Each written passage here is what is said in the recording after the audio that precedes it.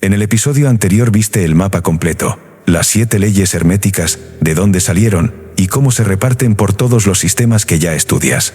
Hoy entramos en el quirófano. Una sola ley, abierta pieza a pieza.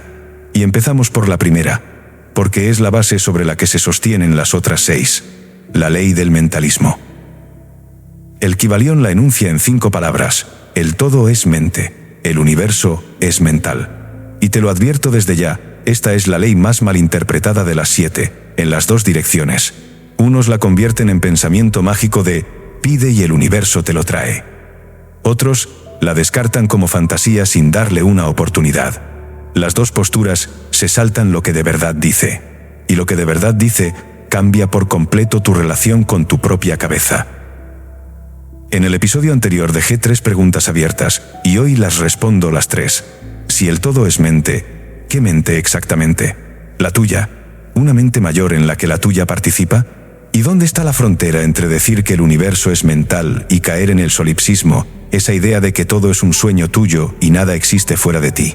Spoiler: el mentalismo no es solipsismo. Y entender la diferencia es lo que separa esta ley de la magia barata. Y haremos lo que se hace en este canal, no quedarnos en la teoría. Vas a ver cómo un curso de milagros tomó esta ley y construyó sobre ella su afirmación más radical sobre el mundo que ves. Vas a ver el experimento mental con el que Neville Goddard convirtió esta misma ley en una técnica que puedes ejecutar esta noche. Y vas a salir con un protocolo concreto para usar el mentalismo sin caer en negar tu dolor ni en culparte de todo lo que te pasa. Antes de entrar, 2 cosas rápidas. Ya está disponible mindupgrade.app, la web del proyecto, con los ebooks, las meditaciones y todos los recursos del canal ordenados en un solo sitio. Y si este trabajo te aporta y quieres sostenerlo, puedes hacerte miembro desde el botón unirte. Nada queda escondido detrás de un muro. Todo lo que publico seguirá siendo gratuito. Ser miembro es solo tu forma de decir que quieres que esto siga existiendo. A lo largo del vídeo te dejaré tarjetas aquí arriba con los episodios donde profundizo en cada conexión. Si es tu primera vez, suscríbete y activa la campana, porque esto es una serie, y vamos ley por ley hasta el final. Empezamos por lo más incómodo. ¿Qué significa de verdad que tu mente no refleje la realidad, sino que la fabrique? Capítulo 1. La frase que lo sostiene todo. El todo es mente. El universo es mental. Esa es la primera línea del código hermético, y sobre ella se construyen las otras 6. Si esta ley cae, caen todas. Así que vamos a tratarla con el cuidado que merece, porque casi nadie se detiene a preguntar qué significa de verdad. La repiten como un mantra. Todo es mente, sin examinar ni una sola de esas 3 palabras. Hoy las examinamos una por una. Empecemos por lo que la ley no dice, porque ahí está el 90% de la confusión. No dice que tus pensamientos controlen la materia. No dice que si piensas en un coche rojo aparece en tu garaje. No dice que tu mente individual, esa que olvida dónde dejó las llaves y se obsesiona con un comentario de hace 10 años, sea la creadora del cosmos. Toda esa lectura, la del pensamiento mágico, es una caricatura. Y es una caricatura peligrosa, porque cuando no funciona, y nunca funciona del todo, la persona concluye que la ley es falsa y tira el sistema entero a la basura. Pero no tiró la ley, tiró la caricatura que le vendieron en su lugar. La ley verdadera sigue ahí, intacta, esperando a que alguien la lea bien. Y leerla bien empieza por entender qué afirma de verdad. Dice 2 cosas. La primera, sobre el universo, que la sustancia última de la realidad, eso de lo que todo está hecho en su nivel más fundamental, no es materia muerta, es de naturaleza mental. Que el universo no es una máquina de relojería sin conciencia en la que tú apareciste por accidente y a la que no le importas, sino algo más parecido a un pensamiento que a una piedra. La segunda cosa es todavía más cercana a ti, y es la que de verdad nos ocupa hoy, que tu experiencia de ese universo, lo único a lo que de verdad tienes acceso en toda tu vida, se construye íntegramente dentro de tu mente. Detente en esa segunda parte, porque no te pido que la creas, te pido que la verifiques, y puedes hacerlo hoy, ahora, sin fe de ningún tipo. Piensa, en cómo conoces el mundo. Crees que ves la realidad directamente, que tus ojos son ventanas limpias por las que el mundo entra tal como es. No es así. Y esto no lo dice un gurú, lo dice la neurociencia más básica. Tus ojos no reciben imágenes, reciben fotones, partículas de luz, que golpean tu retina y se convierten en pequeños impulsos eléctricos. Esos impulsos viajan por el nervio óptico hasta tu cerebro. Y tu cerebro, encerrado en la oscuridad total y el silencio absoluto de tu cráneo, que nunca ha visto la luz ni ha oído un sonido directamente, construye con esos impulsos la imagen del mundo que crees estar viendo ahí fuera. Lleva esto hasta el final, porque es vertiginoso. El color rojo no está en la rosa. La rosa solo refleja una longitud de onda determinada. El rojo, la experiencia del rojo, la fabrica tu cerebro. El sonido no está en el aire. El aire solo transporta vibraciones de presión. La música, el ruido, la voz de tu madre, todo eso lo construye tu cerebro a partir de vibraciones mudas. El dolor no está en la herida, está en el cerebro que la interpreta. Estás viviendo, en este preciso instante, dentro de una representación que tu mente ha construido en tiempo real. No ves el mundo, ves el modelo del mundo que tu mente proyecta. Y nunca, ni un solo segundo de tu vida, has experimentado otra cosa. Esto no es misticismo. Es la descripción más exacta y más comprobada de cómo funciona tu percepción. Y es palabra por palabra lo que el Kybalión dijo en 1908 con otro lenguaje. Tu mente no es la cámara que fotografía un mundo ya hecho y terminado. Es el proyector que construye, fotograma a fotograma, el mundo que experimentas. Cada ser humano vive dentro de su propia proyección, sin excepción. Y esto explica algo que ves todos los días sin entenderlo. Dos personas entran en la misma reunión. Una sale diciendo que el ambiente era tenso, que el jefe estaba molesto, que algo iba mal. La otra sale relajada, sin haber notado nada. ¿Cuál de las dos estuvo en la reunión real? Las dos estuvieron en su proyección. Una llevaba el proyector cargado con un rollo de película llamado «No soy suficiente, me van a descubrir», y proyectó amenazas sobre cada gesto neutro. La otra llevaba otro rollo y proyectó calma. No interpretaron la misma realidad de forma distinta. Vivieron, literalmente, en dos realidades distintas. El mundo de ahí fuera aportó los mismos fotones a las dos. El significado lo puso cada proyector. Y aquí llega la pregunta que dejé abierta en el episodio anterior, la pregunta que de verdad incomoda.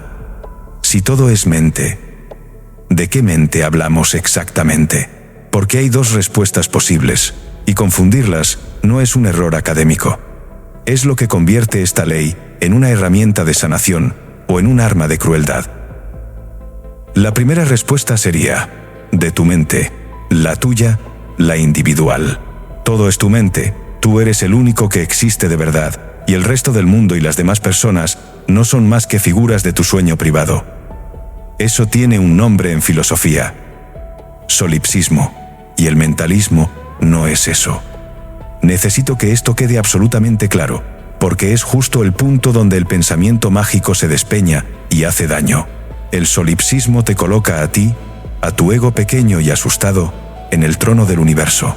Y de ese trono salen todas las barbaridades que has oído disfrazadas de espiritualidad, que el enfermo atrajo su enfermedad, que el niño que pasa hambre eligió su circunstancia, que la persona abusada lo manifestó de algún modo. Esa es la conclusión monstruosa de confundir las dos respuestas. No es lo que dice el Kybalión. No es lo que enseña este canal. Y si alguna vez te has sentido culpable de tu propio sufrimiento por culpa de un vídeo de «todo lo creas tú», quiero que sueltes esa carga ahora mismo. Porque nació de un malentendido. La segunda respuesta, la correcta, la que el hermetismo sostiene de verdad, es otra. Existe una mente, con mayúscula, una conciencia universal, eso que las distintas tradiciones llaman el todo, Dios, la fuente, el campo. El universo entero, tú incluido, ocurre dentro de esa mente, igual que un sueño ocurre dentro del soñador. Y tú no eres el soñador. Tú eres un personaje que ha despertado dentro del sueño, un punto donde esa mente universal se vuelve consciente de sí misma y se mira. Tu mente individual no fabrica el universo, pero sí fabrica tu experiencia del universo, tu fragmento de proyección. Participas en la mente, no la sustituyes.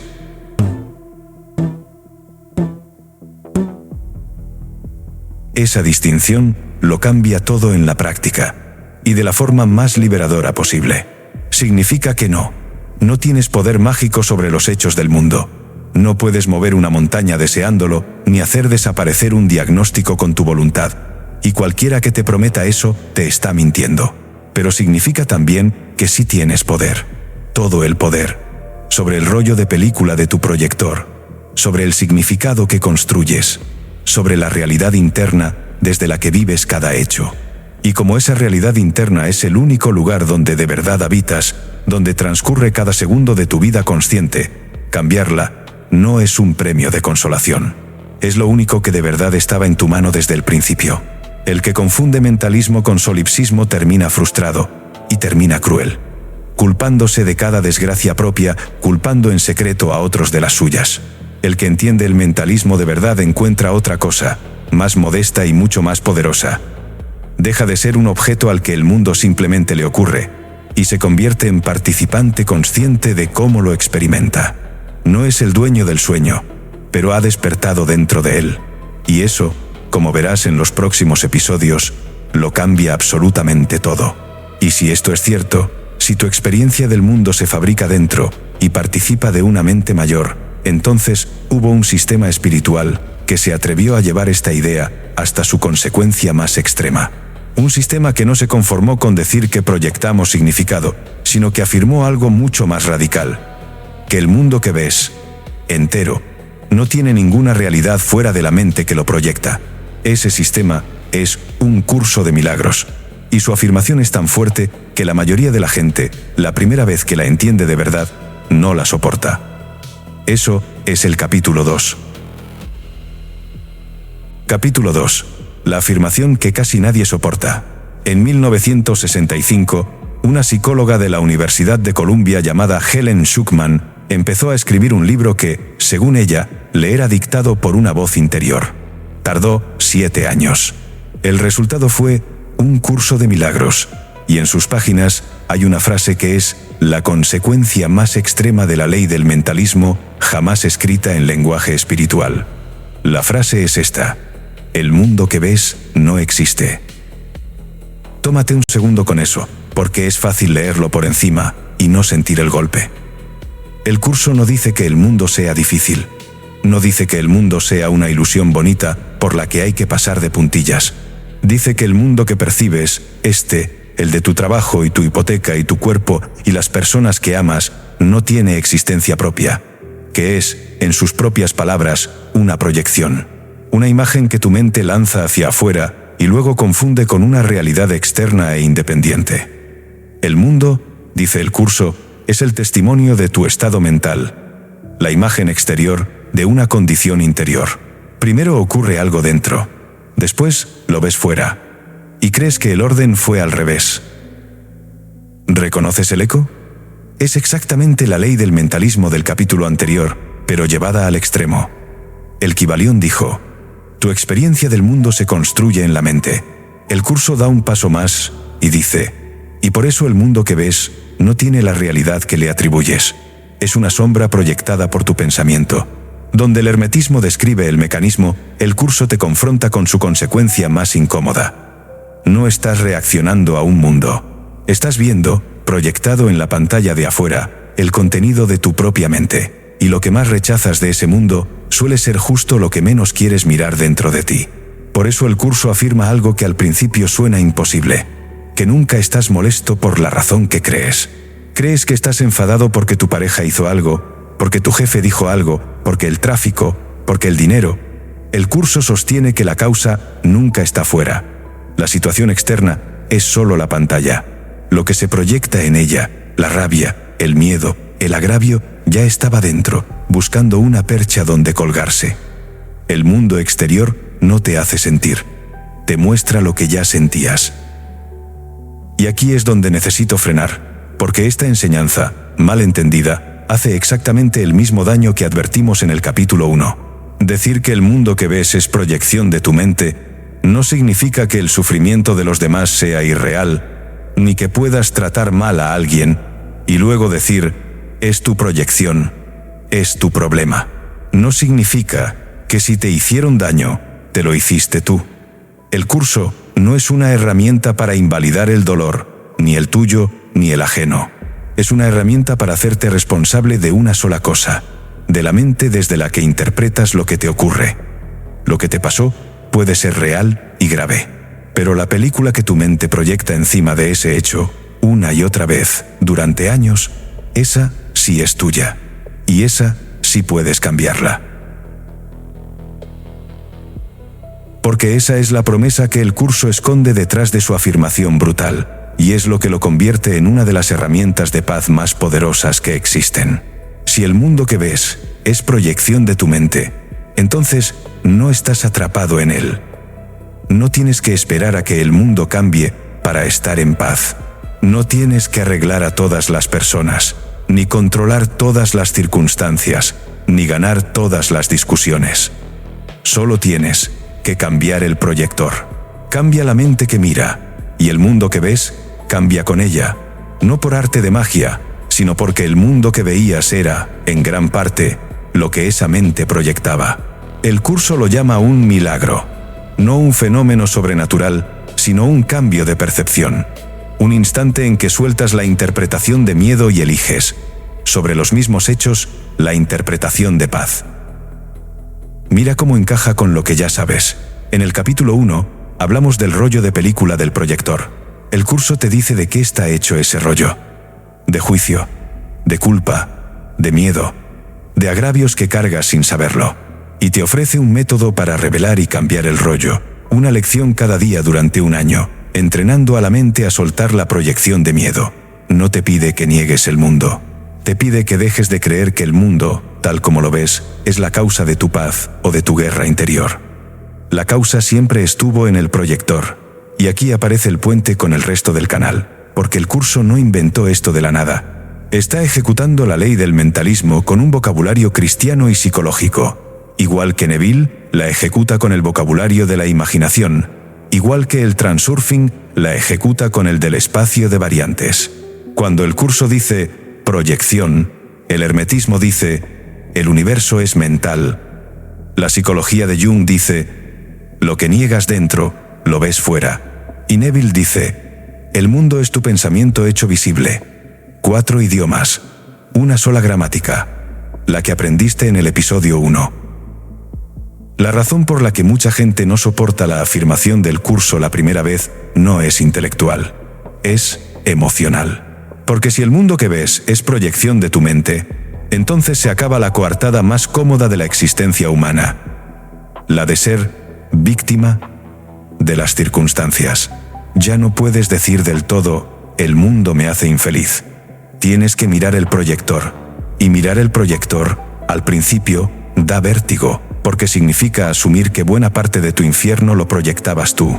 Pero ese vértigo dura poco. Y al otro lado está lo único que esa afirmación venía a darte. Si tú lo proyectas, tú puedes cambiarlo. Y nadie, ninguna circunstancia, ninguna persona, tiene ya el poder de quitarte la paz sin tu permiso. El curso llegó hasta el extremo de negarle realidad al mundo.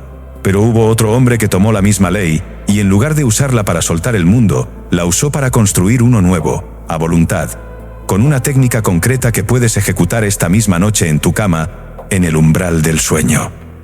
Ese hombre es Neville Goddard, y su método es de una precisión casi de ingeniero. Eso es el capítulo 3. Capítulo 3. El ingeniero de la imaginación. Un curso de milagros usó la ley del mentalismo para soltar el mundo.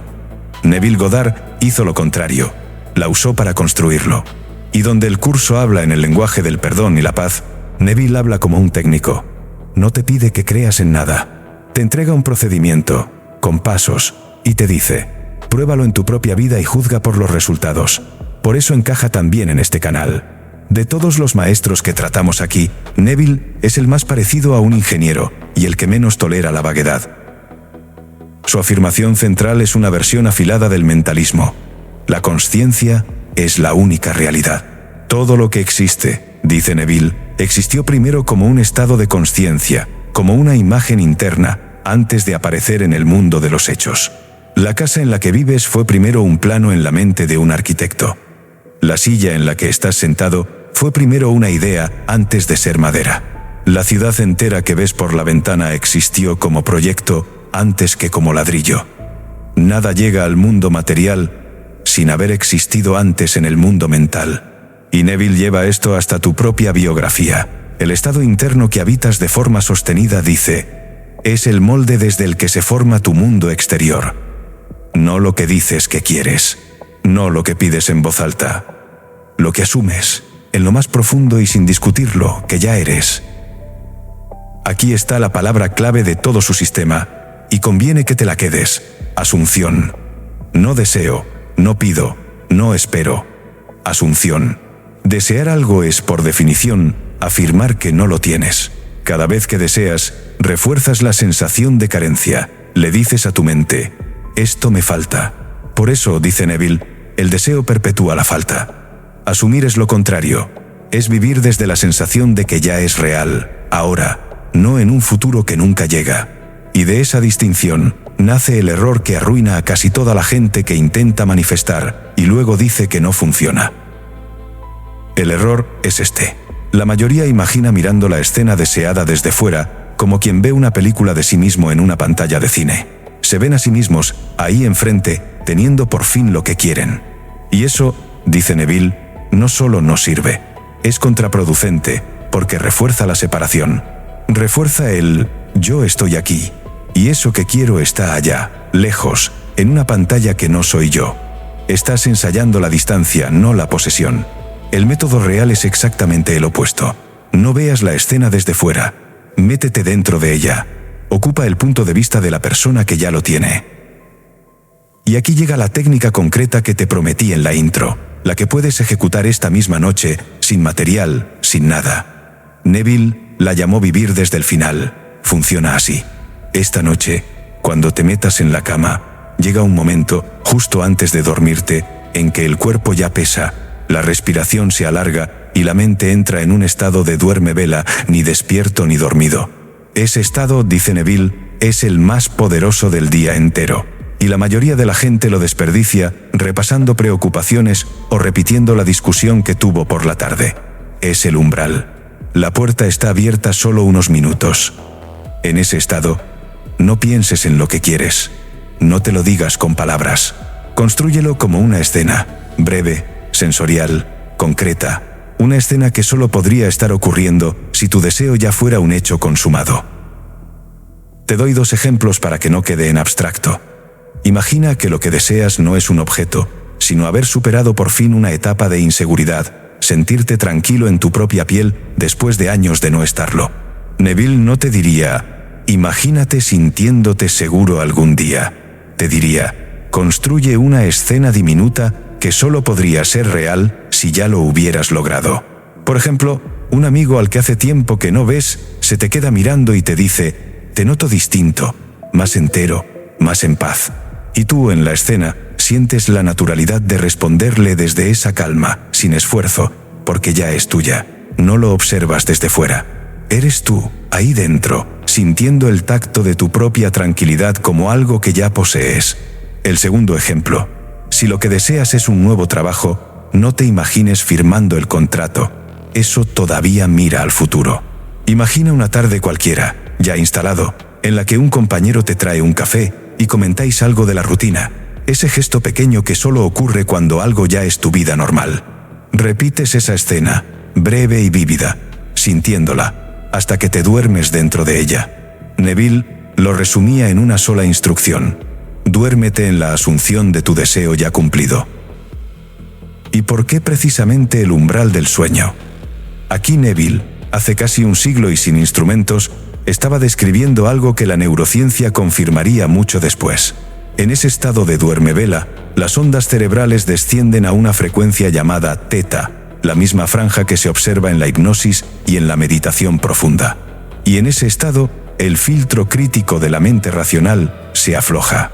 Esa voz que durante todo el día te repite: esto es una tontería, tú sigues siendo el mismo de siempre, esto no va a cambiar. Esa voz baja la guardia.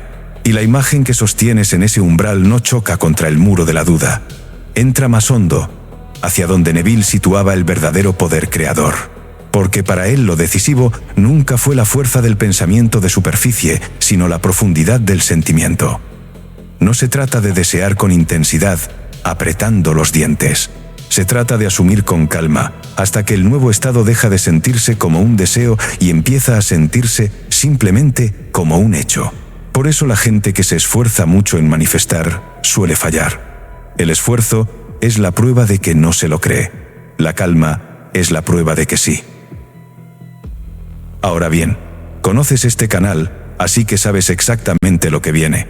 Esto no es una lámpara mágica, y Neville, bien leído, nunca prometió una. Vivir desde el final no significa imaginar un coche de lujo y esperar sentado en el sofá a que aparezca aparcado en tu puerta. Significa habitar de forma sostenida un estado interno y dejar que ese estado reorganice desde dentro todo lo demás. Tu percepción, tu lenguaje, tus decisiones, tu manera de moverte por el mundo, las oportunidades que de pronto eres capaz de ver y que antes te pasaban por delante sin que las notaras. El que asume de verdad la calma, deja, poco a poco, de tomar las decisiones que tomaba el que vivía en el miedo. Y un año entero de decisiones distintas construye inevitablemente una vida distinta. La imaginación no sustituye a la acción. Hace algo más profundo. Cambia al que actúa. Y un actor distinto produce, sin forzar nada, resultados distintos. Ese es el matiz exacto que separa a Neville del pensamiento mágico que tantos le han colgado encima sin haberlo leído bien. Y fíjate ahora en cómo todo converge, porque esto es lo que da sentido a la serie entera. El Kybalión dijo: el universo es mental. El curso dio un paso y dijo: por tanto el mundo que ves es proyección de tu mente, así que suéltalo. Deja de creer en su versión de miedo. Y Neville da el otro paso, en la dirección opuesta y complementaria. Precisamente porque el mundo es proyección, puedes cambiar el proyector a conciencia, asumiendo desde dentro el estado que quieres habitar. Donde el curso suelta, Neville moldea. Donde el curso te libera del mundo, Neville te enseña a vestirlo. Pero los dos están de pie exactamente sobre la misma primera ley, la que estamos abriendo hoy. No son dos maestros con dos consejos opuestos. Son las dos caras de una misma moneda, el mentalismo. Uno te enseña a dejar de creer en la proyección que te hace sufrir. El otro te enseña a proyectar a propósito la que quieres vivir. Y los dos te devuelven el mismo poder, el único que esta ley concede: elegir, desde dentro, la realidad que habitas. Ya tienes las tres piezas: la ley en sí, su consecuencia más extrema en el curso, y su aplicación más técnica en Neville. Falta lo que de verdad importa en este canal, lo que convierte el conocimiento en cambio. Bajarlo todo a un protocolo que puedas ejecutar tú, esta semana, en tu vida real, sin caer en negar tu dolor, ni en culparte de todo lo que te ocurre. ¿Cómo se opera el mentalismo? Paso a paso, sin misticismo y sin autoengaño. Eso es el capítulo 4. Capítulo 4. Del concepto a la palanca. Todo lo que has visto hasta aquí no vale absolutamente nada si se queda en tu cabeza como una idea bonita. El mentalismo entendido y no aplicado es solo una forma más sofisticada de seguir exactamente igual que estabas. Así que este capítulo es un protocolo de 3 palancas concretas, en orden, para operar esta ley en tu vida real, esta misma semana. No te voy a pedir que creas que el universo es mental. Te voy a pedir que actúes como si tu experiencia se fabricara dentro, y que observes qué pasa. Porque ese es el único modo honesto de validar una ley, ejecutándola. Pero antes de la primera palanca, una advertencia que en este canal es obligatoria, porque sin ella todo lo demás se vuelve veneno. Operar el mentalismo no significa negar lo que sientes. No significa taparte una emoción dolorosa con un pensamiento positivo y sonreír mientras por dentro te rompes. Eso tiene un nombre: positividad tóxica, y no es trabajo espiritual, es represión, con una capa de purpurina. La ley no dice, finge que estás bien. Dice, tú construyes el significado de lo que te pasa. Y para construir un significado nuevo, primero hay que sentir del todo el que ya está ahí. No se proyecta una película nueva sobre una pantalla que sigues sin querer mirar. Primero se mira. Después se elige. Ese es el orden, y no se puede saltar. Palanca 1. Separar el hecho de la historia. Es la aplicación más directa del mentalismo, y la haces sobre el papel. Porque en la cabeza es imposible. La cabeza las mezcla a propósito. Coge cualquier cosa que te esté quitando la paz ahora mismo y divídela en 2 columnas. En la primera, solo los hechos desnudos, lo que grabaría una cámara. ¿Qué pasó? ¿Quién dijo qué? ¿Qué ocurrió? Sin un solo adjetivo. En la segunda, todo lo demás. La interpretación, lo que significa según tú, lo que dice de ti, lo que va a pasar por culpa de esto. No me ha contestado el mensaje, es un hecho. Le he molestado, le caigo mal, siempre acabo alejando a la gente. Es la historia. Cuando lo tienes delante, en 2 columnas, ves la verdad incómoda. Casi todo tu sufrimiento vive en la segunda columna. Y la segunda columna no es la realidad, es tu proyección. Es el rollo de película. El rollo de película. Es exactamente lo que esta ley te dice que está en tu mano cambiar. No se trata de que la segunda columna sea siempre falsa. A veces aciertas. Se trata de que dejes de confundir tu interpretación con un hecho consumado. En el momento en que ves negro sobre blanco, que me cae mal a todo el mundo, no estaba en la cámara, sino que lo añadiste tú. Esa historia pierde su poder absoluto sobre ti. Sigue ahí, pero ya no es la realidad. Es una de las películas posibles, y donde antes había una sola lectura obligatoria, ahora hay una elección. Palanca 2. El reencuadre, que es la versión operativa del milagro del que hablaba el curso. Una vez que has separado el hecho de la historia, te haces una sola pregunta sobre ese mismo hecho. ¿Hay otra lectura, igual de posible, que me dé paz en lugar de guerra?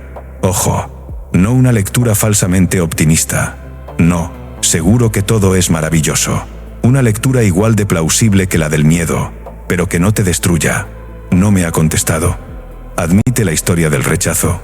Sí, pero admite exactamente con la misma probabilidad la historia de que está liado, de que se le ha pasado, de que responde cuando puede. Las 2 son proyecciones, ninguna es el hecho. Y si las 2 son igual de posibles, y solo una de ellas te deja vivir en paz, mientras esperas la respuesta real, elegir la otra no es engañarte. Es dejar de elegir, por costumbre, la que más te hiere. El mentalismo no te pide mentir, te pide dejar de creer que la versión del miedo es la única verdad. Y este es el momento de decir algo importante sobre la herramienta que sostiene todo este trabajo. Separar hechos de historias y reencuadrar requiere una mente entrenada, una mente capaz de pararse en mitad de la reacción y observarse. Y esa capacidad no se compra con fuerza de voluntad, se entrena, igual que un músculo. Y la meditación es el gimnasio donde se entrena.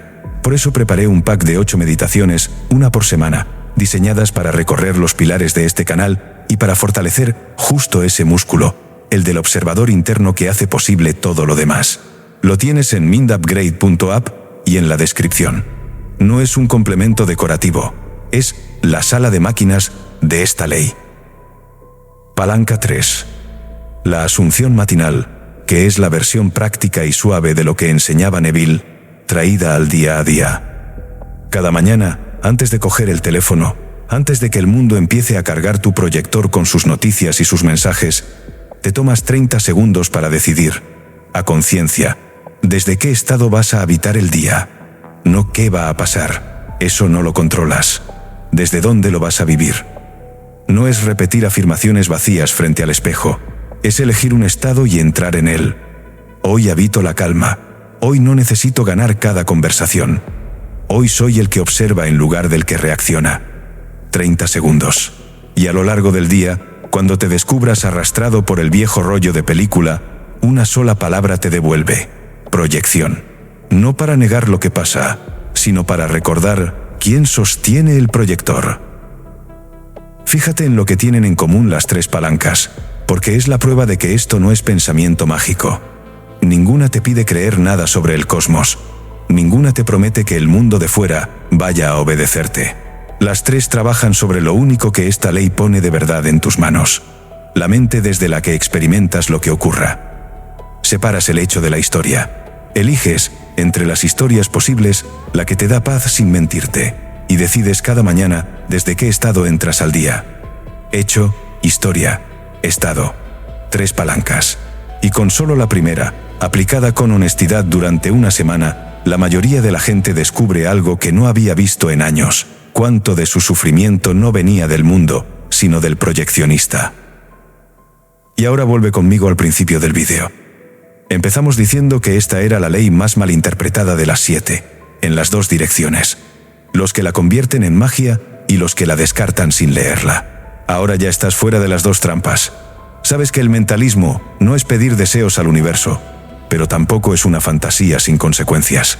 Es la descripción más exacta de cómo construyes tu experiencia, y a la vez la palanca más poderosa que tienes para cambiarla, no a base de magia, sino de atención. Esto no te convierte en el dueño del mundo, te convierte en algo mejor y más real, en el responsable consciente de tu propia experiencia de él. Y desde ahí, todo lo demás es posible. Pero el mentalismo, por sí solo, deja una pregunta colgando. Si tu mundo interior y tu mundo exterior están conectados, ¿cómo exactamente? ¿Es solo que interpretas distinto o hay algo más? Una correspondencia real entre lo que ocurre dentro de ti y lo que se repite una y otra vez en tu vida de fuera. ¿Por qué los mismos patrones, las mismas personas, los mismos conflictos vuelven a ti con caras distintas? Esa es la segunda ley hermética, la ley de correspondencia, la que explica por qué el mundo de fuera se parece tanto, demasiado, al de dentro. Y es el próximo episodio. Empezamos este episodio entrando en el quirófano, una sola ley, abierta pieza a pieza.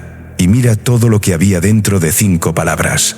El todo es mente. Descubrimos que tu cerebro construye, en la oscuridad de tu cráneo, el mundo entero que crees ver ahí fuera. Que el curso llevó esa idea hasta el extremo de decir que el mundo que ves no existe como crees, para devolverte el poder de cambiarlo. Que Neville la convirtió en una técnica que puedes ejecutar esta misma noche, en el umbral del sueño.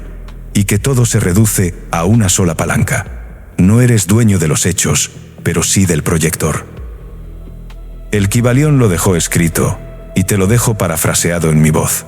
El universo entero es una creación mental sostenida en la mente del todo. Durante años creíste que el mundo te ocurría a ti. Hoy sabes que en gran parte lo proyectabas tú. Y eso, lejos de ser una carga, es la mejor noticia que vas a recibir. Porque lo que tú proyectas, tú puedes cambiarlo. Si esta ley ha movido algo dentro de ti, escribe arriba en los comentarios. Una sola palabra. Es tu forma de decirme que el mentalismo ya no es teoría para ti, y la mía de saber para quién sigo construyendo esta serie. Tienes las 3 palancas esperándote esta semana. Y si quieres entrenar de verdad el músculo del observador, el pack de 8 meditaciones está en mindupgrade.app y en la descripción, junto a los ebooks gratuitos de siempre. El próximo episodio entra en la segunda ley, la correspondencia. Como es adentro, es afuera. ¿Por qué los mismos patrones, las mismas personas y los mismos conflictos vuelven a tu vida con caras distintas? ¿Y de dónde sacó Carl Jung su idea de la sombra? Activa la campana, porque vamos, ley por ley, hasta el final.